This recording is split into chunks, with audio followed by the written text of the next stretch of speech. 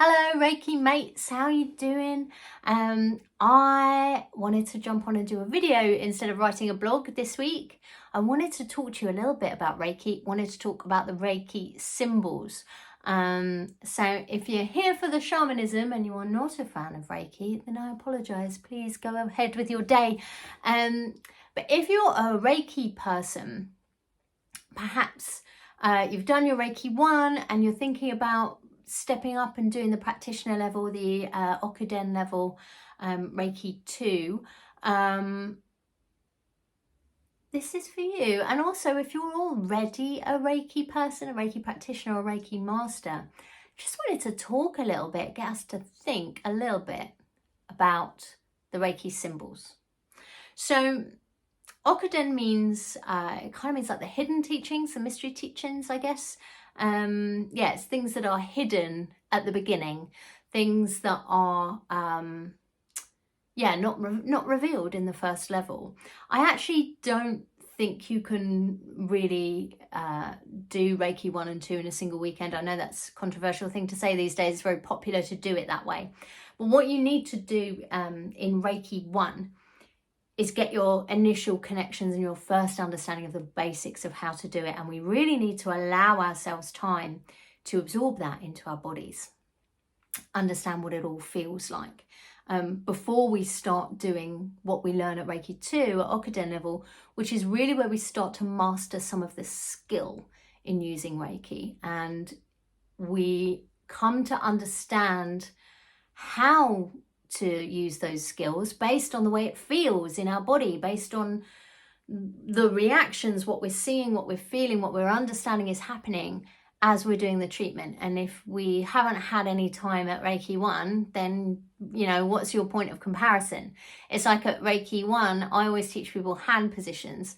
There's no evidence that Uzui used those, but they're very much a part of Reiki and came probably really from Chijiro Hayashi's teachings. And we all use them. All Reiki people would have learnt some form of working with hand positions. And traditionally, when you're teaching that at the early levels of Reiki, you have a set of hand positions. We normally work from the top and work our way down. And we have this idea of you spend 3 minutes in each hand position. You can even get loads of Reiki music that chimes at 3-minute intervals or just fades out and goes into the next song at 3 minutes. It's really common, but that doesn't mean that that's how you do Reiki. It doesn't mean that each hand position, each part of your body needs exactly 3 minutes. That doesn't make any sense. Also, how much energy different people's bodies need is going to be different, but even the same individual person is going to need to have different amounts and different types of Reiki and, you know, different areas of focus on the body at different times on different days. That makes sense. So we don't learn those hand positions and those timings because that's how you do Reiki. You learn it because you need a baseline. And then as you treat more people, you learn, do you know what? I would move away now and I would normally now move on to work on the hips, but I feel the need to stay here. And that's the beginning of learning an intuition that is grounded in the body. It's not something that can be taught. It's not something that has, you know, timing or little measurements that are helpful. There's no easy cheat or checklist for that. It can only be learned by doing. And so that's what we're really kind of getting into, learning to be a channel for the energy and learning to work on ourselves and work on other people's bodies, and just get our grounding in it at Reiki 1. When we come to do Reiki 2, there's a sort of misconception that I would like to just talk about, which is actually kind of the point of this video, which is that we say at Reiki 2, you get attuned to the symbols and you get given the symbols at Reiki 2. So if you did your Reiki 1 and 2 together in a single weekend, it's absolutely possible to go on and be a great Reiki practitioner, so long as you put in all those hours. I actually just think it puts us at a disadvantage to do them too close together, because you're building intuition and you're refining how you use the system. And if you only got the first connections yesterday, you don't have anything to build on, you don't have anything to refine, because you just got it, you know. It's not really a hidden teaching if it's only been hidden from you for like 24 hours or less. So it just sort of puts people at a disadvantage, I think. I know that a lot of people who do their training that way end up retraining later. But the fact is, you don't have to do that. You can just really sit in the experience of doing the work, because it's not possible. I've heard people say, you know, oh, it didn't really work for me and I don't really use it because I think maybe I was attuned to the symbols incorrectly or something. You can't be attuned to the symbols incorrectly because you don't really get attuned to the symbols at all. That's not what it is. Reiki 2, you're not being given an extra bit of the Reiki system. You're not, you know, oh, here's your symbol for working with Earth Key, and here's your symbol for working with Heavenly Key. Those things weren't there for you before. They were. When you're first attuned to Reiki, at Reiki 1, you are given access to the Reiki source. So let's think about that as a particular frequency of energy. It's not the source of everything and all energy healing. If you've ever done any shamanic healing, any magical healing, any kind of earthy work or angelic work, you'll know that they feel very different. Reiki feels a certain way. Nothing else feels quite like it. It's a very particular spectrum, but it is a spectrum. And we can refine which parts of the spectrum we're using, which exact frequencies within that spectrum of healing that we are using at any given time. And the symbols are a way, not the only way, but a way to do that refining. So it's, you use a symbol to open a doorway really into a smaller, more focused, oh, I will need to work with these more physical energies. Oh, actually I'm up here, you know. And in the master level, you know, we start working with more sort of less tangible, more ethereal kind of soul level energies or whatever. And the way that we do that is sometimes by chanting a mantra, sometimes by using the symbols, sometimes simply through our intention. The symbols are a really handy way to get really familiar with what those individual parts of the Reiki spectrum actually feel like. Because it's a really easy way in and people are using them all the time. Chanting the Kotodama is another really good way. But every Reiki person has access to those. You could have your attunements at Reiki 1 and never have another attunement. And you'd still, if you practiced and you worked with them, you would still be able to successfully use those things. Obviously, it's easier to have a teacher and have someone with experience show you, you know, oh, it's like this actually, you know, that would be quicker to learn, but it's not actually necessary. So sometimes when I hear from people that they don't get on with using them and maybe they need to do their Reiki 2 again, you don't need to redo those things, you know. You've got the connection, everything. No one's attuned to symbols, not really. Those symbols represent parts of the Reiki frequency, parts of the Reiki source that you already have access to. So by drawing a symbol or chanting one of the mantras, you are not adding anything new. You are simply refining and focusing your attention. It's not about new, secret, shiny stuff that's been added on. It's skill. It's just mastering some of the skill. Reiki is not all just intuition and flow. It's partly that, but it's partly grounding and skill and embodiment of that energy work.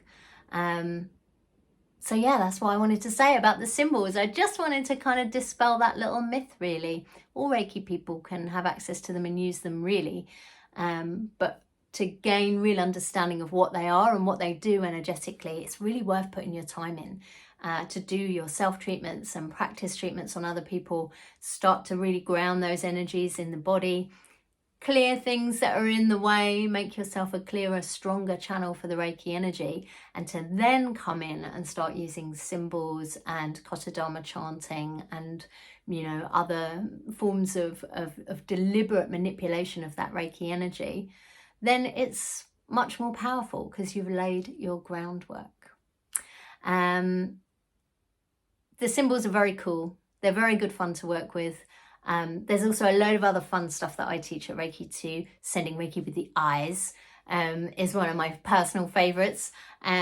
Using imaginary hands, working with Reiki Ho to really build and refine our intuition and again ground that into the body.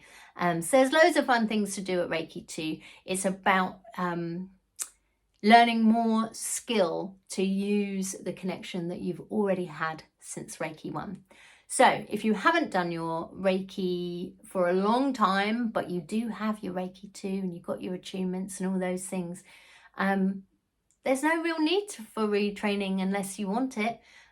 You can pick up those symbols and pick up your healing meditations. That connection you have, it's permanent. It's always available to you, and there's no great mystery around the symbols. They're just a little way to refine which bit of the energy you're using. And if you sit with the energy of each symbol individually, I think in Western Reiki people write them on top of each other. But if you separate them out, sit with Shokugyo and sit with Seiheki, separate from each other, see how they feel in your body, ground that knowledge in your body as a feeling, then you can work on someone else's body and you'll know the idea is not, I am going to use Seiheki, I am going to draw Seiheki and then I'm going to channel it. The ideal is you get that sense, you feel it in your body. Oh, I know which part of the frequency I'm using now for this person. And then drawing the symbol really opens that door and really helps us as a tool for our focus. That's all. So if you've got your Reiki connection and you haven't really been using it, you can just pick it up and start using it again. Remember, it's not some great mystery. It's just a tool for your focus. Start using it, get a feel for it, and then there you are. Be a Reiki master in no time. If you want to join my Reiki 2 course, the next one is on Saturday the 18th of May. It's here in Glastonbury. And if you are already a Reiki person and you are far from me and you wish to join in to drill down into some of these ideas about Reiki, dispel some myths and get some practical tips, make sure you sign up for the Reiki Skills Lodge, which I run roughly monthly. It's a bit infrequent, to be honest. It's roughly monthly for the rest of this year at least, where I grab a topic and spend an hour and a half demonstrating, dissecting and talking about it. It's really fun. It's really nice groups that come together to do it, and I record them so you can watch them afterwards as well. There are a few coming up about the symbols, so I know a lot of Reiki people sometimes come away with questions because we tend to teach in these one-day workshops. After being away for a little while, you can think, oh, I'm not sure if I remember how to draw it. So we're going to sit with them, meditate with them, play with the symbols if you're already a Reiki 2 person, and just dig into them a little bit, get a bit more comfortable. You can find those on my Reiki training pages under Reiki Skills Lodge. The Reiki Skills Lodge is completely free, so please do sign up for the next one. Have a look at the calendar for the year as well. There's lots of fun things on there coming up, so feel free to do that. I'll put the link below.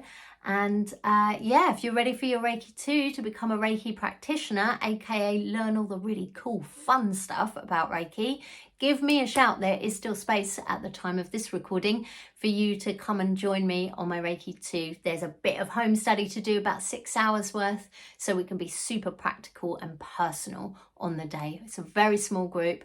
I keep it small and personal so that we can really dive into things, but there is still a little bit of space if you want to come. So I hope to see you guys, Reiki friends, at one of the Reiki things that's happening this year or in the future. And yeah, I hope this reminder about what the symbols actually are has been helpful. I will see you guys soon.